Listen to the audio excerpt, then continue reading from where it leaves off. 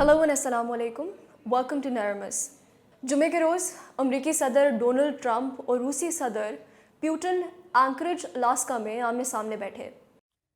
मकसद ये था कि यूक्रेन की जंग के खात्मे का कोई लाहे अमल निकाला जाए, लेकिन मुलाकात बेनतीजा रही।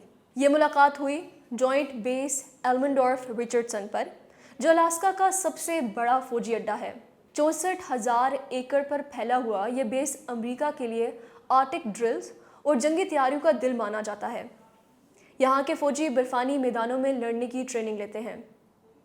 2019 में ट्रंप ने इसी बेस पर कहा था कि ये हमारी लास्ट फ्रंटियर और यहाँ के सिपाही अमेरिका की पहली दिफाई दीवार हैं, लेकिन कभी ऐसा नहीं था। हकीकत यह है कि ये सरजमीन कभी रूस की थी, और यही तजाद आज हमें एक पुरानी कहानी की तरफ ले जाता है। कहानी शुरू होती है 1725 में, जब रूस ज़ार पीटर द ग्रेट ने एक डेनमार्की मलाह वाइटस बेरिंग को अलास्का की खोज पर भेजा। रूस को यहाँ की दौलत ने मुतवज्जा किया, खसूसन सी ऑटर की खालें जो यूरोप और एशिया की मंडियों में सोने के मोल बिकती थीं। 1799 में शहंशाह पॉल वन ने रशियन अमेरिकन कंपनी को मोनोपोली दे दी। इस कंपनी ने बस्तियाँ बनाई, सिटका को दारुल हुकूमत बनाया और मकामी ट्लिंगिट कबीले को शिकस्त देकर 1804 में अपने कदम जमाए। लेकिन जल्द ही मुश्किलात सामने आना शुरू हो गईं। मसलन सर्द मौसम, रसद की कमी, हज़ारों मील का फासला और अमरीका के बढ़ते हुए ताजर। 1853 से 1856 तक रूस ने क्रीमियन वॉर लड़ी और बुरी तरह हारा। इस शिकस्त ने रूसी हुकूमत को मजबूर किया कि वो अपनी नो आबादियाती पॉलिसियों पर नज़रसानी करे। इधर अलास्का भी अब फ़ायदा नहीं दे रहा था। ओवर हंटिंग की वजह से सी ऑटर तकरीबन ख़त्म हो गए, तजारत रुक गई और बरतानवी कनाडा की कुर्बत ने रूस को मज़ीद फ़िक्रमंद कर दिया। अगर कभी रूस और बरतानिया के दरमियान जंग हुई तो अलास्का हाथ से निकल सकता था। 1860 की दहाई में ज़ार अलेक्जेंडर II ने फैसला किया कि इस खित्ते को बेच देना ही बेहतर है।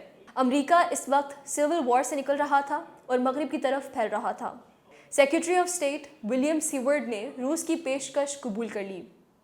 मार्च 1867 को सिर्फ $7.2 मिलियन में अलास्का अमेरिका के हाथ आ गया, यानी 1 एकड़ ज़मीन 2 सेंट से भी कम में।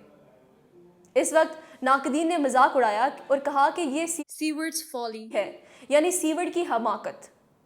न्यूयॉर्क डेली ट्रिब्यून ने लिखा कि हमने बर्फानी सहराओं के सिवा कुछ नहीं खरीदा। लेकिन 1896 में क्लोंडाइक गोल्ड स्ट्राइक ने सबको हैरान कर दिया। सोना दरियाफ्त हुआ और अलास्का की असल अहमियत सामने आई।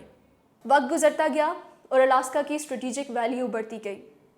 1959 में ये अमेरिका की बाकायदा रियासत बन गया। आज ये अमेरिका का सबसे अहम फौजी खित्ता है। यहाँ से पैसिफिक और आर्टिक दोनों की निगरानी होती है। लेकिन आज जब ट्रंप और प्यूटन इस ज़मीन पर मिले, दुनिया ने एक बार फिर सोचा, क्या तारीख़ खुद को दोहरा रही है? क्या यूक्रेन भी एक दिन किसी नए सौदे का शिकार बनेगा? ये याद रखना ज़रूरी है कि तारीख़ सिर्फ तोपों और जंगों से नहीं, बल्कि मेज़ पर होने वाले फ़ैसलों से भी लिखी जाती है। और कभी कभार वो फ़ैसले सदियों तक दुनिया का नक्शा बदल देते हैं।